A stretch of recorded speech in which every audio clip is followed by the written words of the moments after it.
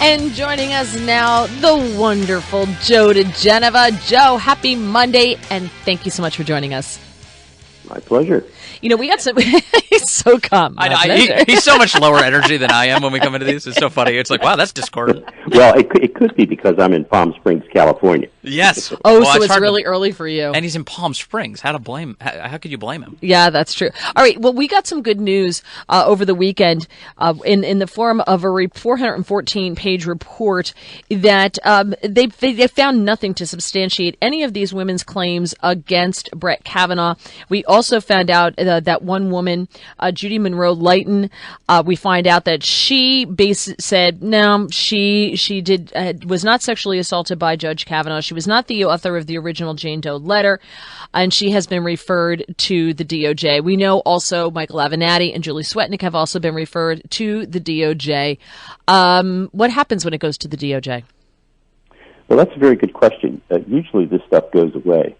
I don't think this is going to go away. I think there's going to be an investigation into all of this, and that's because the chairman of the committee, Chuck Grassley, has made it very clear that he considers this a very serious matter and that he wants this to serve as a warning to other people that if you try to obstruct a congressional investigation by submitting false testimony or trying to tamper with a witness, as they believe the former FBI agent Monica Lee McClain did, then you're going to face consequences.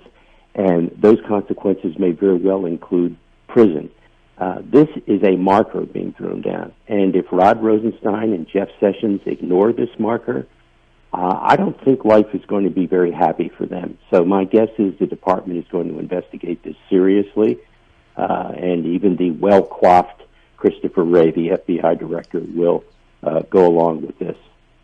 How critical is this for fairness in America that they tackle this? I mean, there's a lot of people who are ignoring it already, and by omission, you have news outlets who are choosing not to focus that much on it to begin with. But how critical is it that we see justice through here?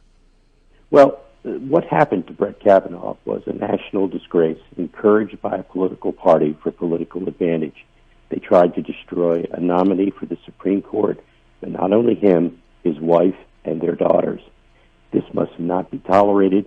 There must be a serious price paid for this, and I think that's going to be what matters here. This is a marker about what you cannot do to interfere with a confirmation proceeding, especially one for a Supreme Court justice. All of the evidence indicates that none of the allegations against Justice Kavanaugh were true, and certainly it now appears that Christine Blasey Ford was not telling the truth.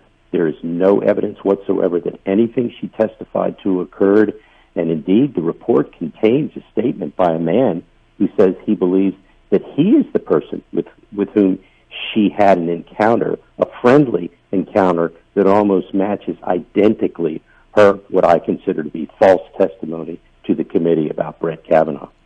So this clears then Brett Kavanaugh. There are no more questions. All of this was false, and now he's got a clean slate. Well, right?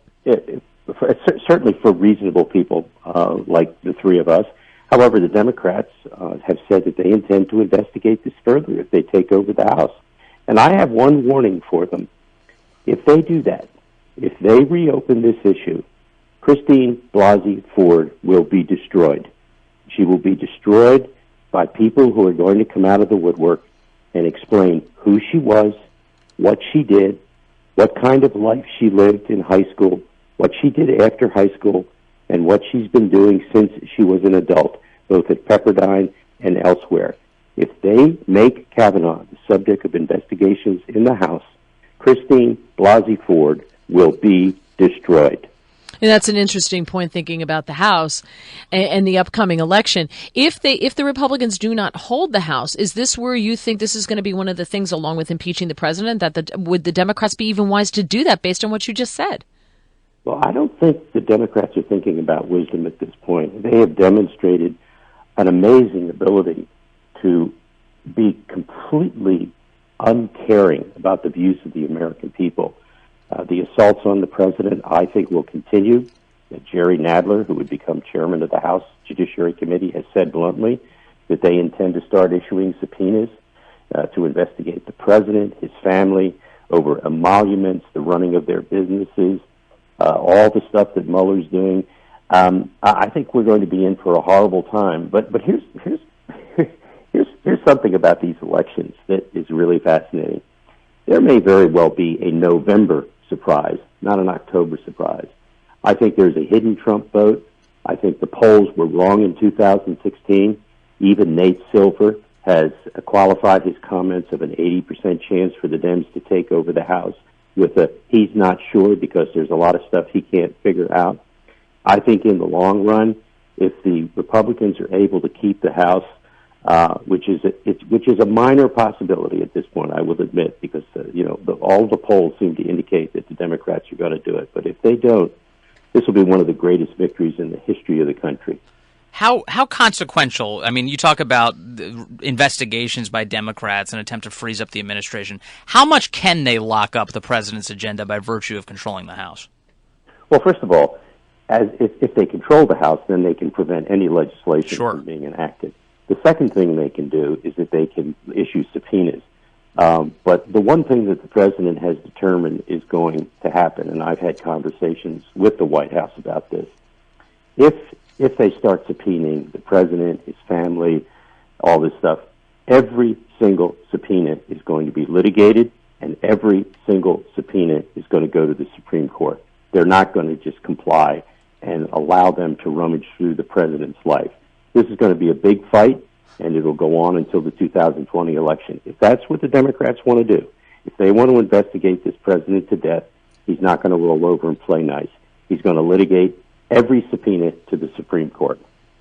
Wow. Well, Joe, we'll find out whether your prediction comes true. I know. And as I'm listening to that, I'm thinking to myself, God, I'm going to need to speak to Joe diGenova every single week for the next 2 years, given that scenario. So, exactly. Well, either way, thank you, Joe. And thanks for getting up early for us. Now go back to sleep. Thank you.